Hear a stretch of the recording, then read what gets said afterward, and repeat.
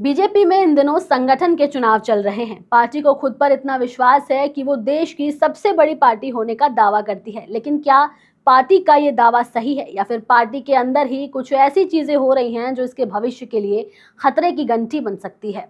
एक समय था जब बीजेपी को the party with a difference कहा जाता था, यानी वो पार्टी जो बाकी पार्टियों से अलग थी। इसमें कोई शक नहीं था कि बीजेपी का एक मजबूत कैडर नेटवर्क था और पार्टी की आंतरिक अनुशासन को लेकर के भी इसकी अलग पहचान बन चुकी थी। लेकिन यहाँ सवाल ये उठ रहा है कि क्या वो पार्टी जो अपने आंतरिक लोकतंत्र के लिए मशहूर थी, केंद्रीकरण की ओर बढ़ रही है? आइए इस पूरे मुद्दे को आपको विस्तार से समझाते हैं, लेकिन उससे पहले आप हमारे चैनल द हिंदी टॉप को सब्सक्राइब करें, बेल आइकन दबाना ना भूलें ताकि आप तक पहुंचे हमारी हर खबर सबसे पहले। बीजेपी में इन दिनों खींचतान देखने को मिल रही है। जहां नए पदाधिकारियों का चुनाव किया जा रहा है, पार्टी ने अपने सदस्य संख्या को 10 करोड़ तक पहुंचाने का लक्ष्य रखा है। ये एक अच्छा संकेत है कि पार्टी अपनी जड़ें और भी मजबूत करना चाहती है, लेकिन पार्टी के कई नेताओं का ऐसा कहना है कि इस बात में कोई भी शक नहीं है कि पार्टी की सारी शक्ति दिल्ली यानी शीर्ष नेतृत्व के माध्यम से नियंत्रित होती है। अगर आप गहराई से देखें तो ये बात भी सही लगती है, क्योंकि पार्टी में फैसले अब केंद्र स्तर पर किए जा रहे हैं और राज्य स्तर के नेताओं को अपनी भूमिका निभाने के लिए बहुत ही कम जगह मिल रही है।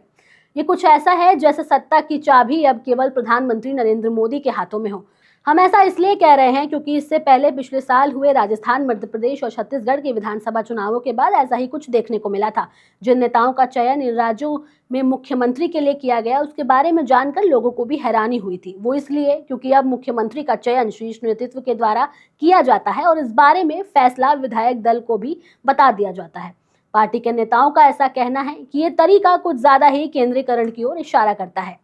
पार्टी के नेता ये बात इसलिए भी कह रहे हैं क्योंकि एक समय था जब इन राज्यों में मुख्यमंत्री का चयन लोकसभा या विधानसभा चुनावों के बाद विधायकों के बीच होता था, लेकिन अब केंद्र नेतृत्व का दबदबा बढ़ता जा रहा है। आपको बता दें कि बीजेपी की संसदीय दलों की बैठक अब बहुत कम हो रही है।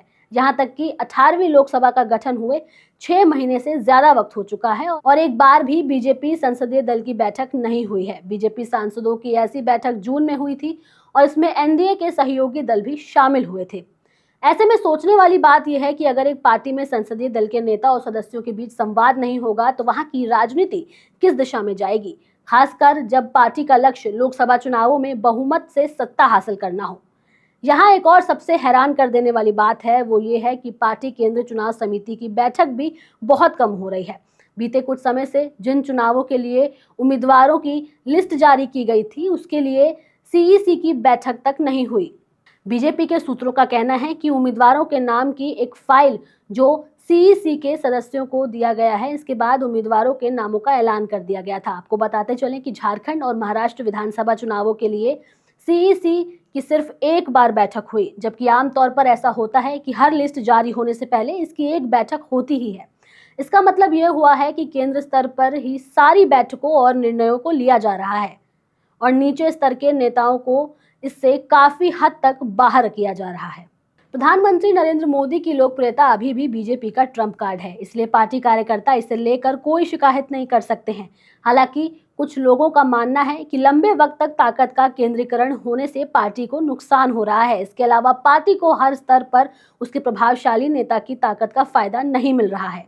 बीजेपी के नेताओं का ऐसा कहना है कि नई पीढ़ी के मुख्यमंत्रियों में से अधिकतर सीधे केंद्र से निर्देश लेते हैं। वो दिल्ली से मिलने वाले निर्देशों का पालन करते हैं। हालांकि इसमें से कुछ ऐसे मुख्यमंत्री हैं जो स्वतंत्र रूप से अपनी पहचान बना चुके हैं, जैसे उत्तर प्रदेश में योगी आदित्यनाथ, हेमंता बिस्वा शर्मा असम में और देवेंद्र फडणवीस महाराष्ट्र में।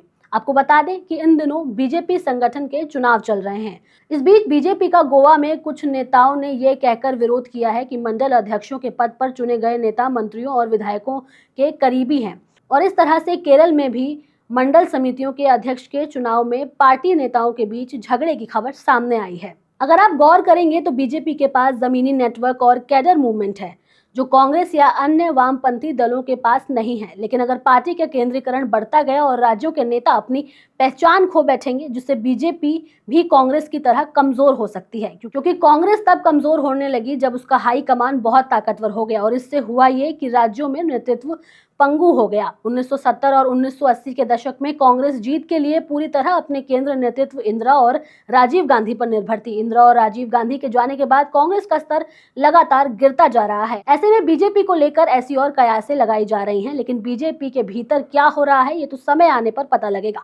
फिलहाल के लिए इस खबर में इतना ही। इस मुद्दे पर अपनी राय कमेंट सेक्शन में जरूर बताएं। ऐसी ही और खबरों के लिए सब्सक्राइब करें द हिंदी टॉप को। हमें एक्स यानी ट्विटर, फेसबुक और इंस्टाग्राम पर भी फॉलो करें।